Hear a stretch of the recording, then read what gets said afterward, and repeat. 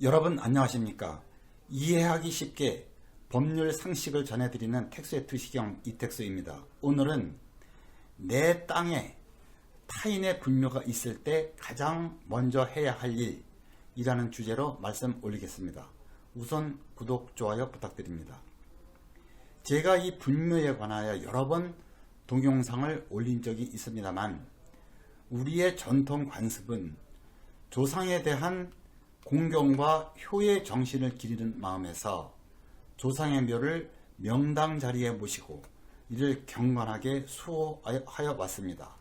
그리고 대부분의 분묘는 소위 분묘기지권이라고 하는 권리가 인정이 되어 분묘에 대하여 철거 청구도 못하고 토지 사용료, 즉 지료도 청구하지 못했습니다. 이 분묘기지권은 토지 소유자에게는 소유권 행사에 치명적인 장애 사유가 되어 왔던 게 사실입니다.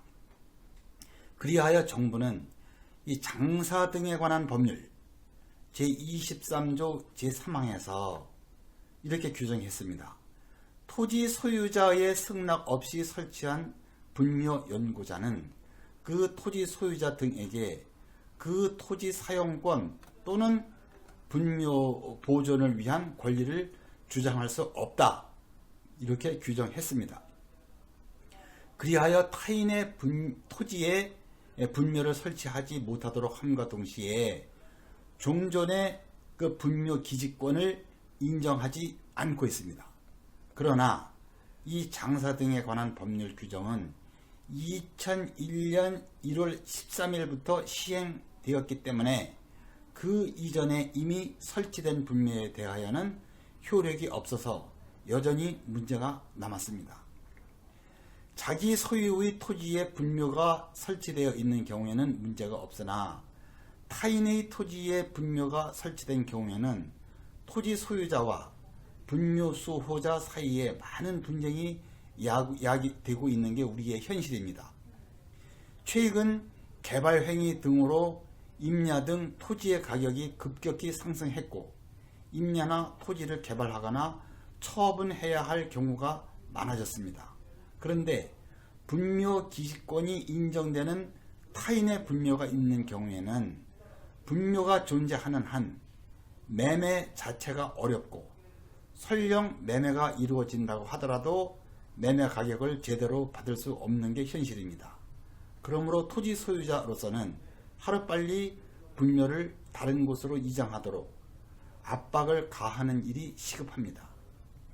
이런 상황에서 2021년 4월과 5월에 대법원이 분묘 수호자로 하여금 토지 소유자에게 사용료를 지불하라는 획기적인 판결을 함으로써 이제까지의 분묘 기지권이라는 권리를 절반 정도 박탈했습니다. 대법원 판결은 장차 분묘 기지권을 부정하는 방향으로, 즉 철거까지도 인정하는 방향으로 발전할 것으로 예상이 되고 예전으로 되돌아갈 가능성은 없다고 봅니다. 위 대법원 판결은 분묘 수호자가 토지 소유자에게 지료, 즉 토지 사용료를 지불하라고 판결을 하면서 그 지료는 지료를 달라고 청구한 시기부터 장래의 지료를 지불하라고 이렇게 판결을 했습니다. 원래 민법의 일반 원리대로라면 토지 소유자가 그 청구를 굳이 하지 않더라도 타인의 토지를 사용한다면 그 사용기간 동안에 사용료를 지불해야 합니다. 그런데 분묘기지권자에게는 사용료를 지불할 의무가 없다는 입장을 대법원에서 고소했다가 지불할 의무가 있다는 입장으로 판례를 변경하다 보니까 할 수 없이 청구한 시기부터 사용료를 지불하라고 할 수밖에 없었던 것입니다. 그렇다면 결론은 명백합니다. 토지 소유자는 분묘 수호자 내지 연구자를 상대로 토지 사용료를 지불하라고 빨리 청구를 해야 합니다. 왜? 청구를 한 그 시기부터 사용료를 납부할 의무가 발생하기 때문입니다. 통상 사용료를 청구하기 위하여 소송을 제기하는데 이 경우 상대방에게 소장이 송달되면 송달받은 날 청구를 한 것이 되어서 소장 송달일 다음 날부터 사용료를 청구할 수 있는 게 원칙이나, 소송을 제기하기 이전에 미리 청구를 했다면 청구한 시기부터의 사용료를 받을 수 있습니다.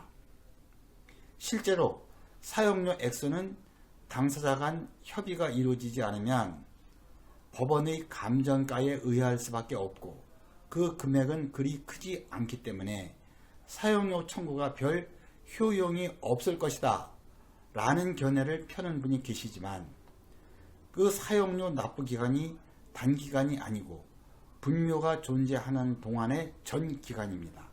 그리고 타인의 토지에 조상을 모신 후손 입장에서는 사용료의 많고 적음을 떠나 상당한 정신적 부담을 느끼실 것이기 때문에 묘지를 이장하거나 화장을 하여 납골당에 모시는 방안을 강구할 것임이 분명합니다. 그렇다면 사용료 청구는 어떠한 방법으로 해야 하는가? 이에 대하여는 아무런 제한이 없습니다. 구두로 해도 상관없습니다.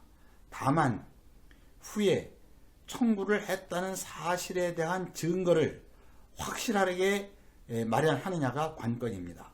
현재로서는 내용 증명 우편을 이용하는 게 가장 완벽하고 쉬운 방법입니다. 사용료를 청구할 때 액수를 특정해야 하는가?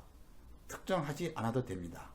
왜냐하면 액수를 특정해도 상대방이 동의하지 않는 한 법원의 감정을 통하여 액수가 정해질 것이니까요. 결론적으로 내 땅에 타인 분묘가 있을 경우 내용증명 우편으로 분묘 수호자 내지 연고자에게 사용료를 지불하라고 일단 청구를 해놔서 정신적으로 압박을 할 필요가 있다는 말씀 올리면서 이만 줄입니다. 구독, 좋아요 부탁드리고요. 다음도 유익한 주제로 뵙겠습니다. 시청해 주셔서 감사합니다.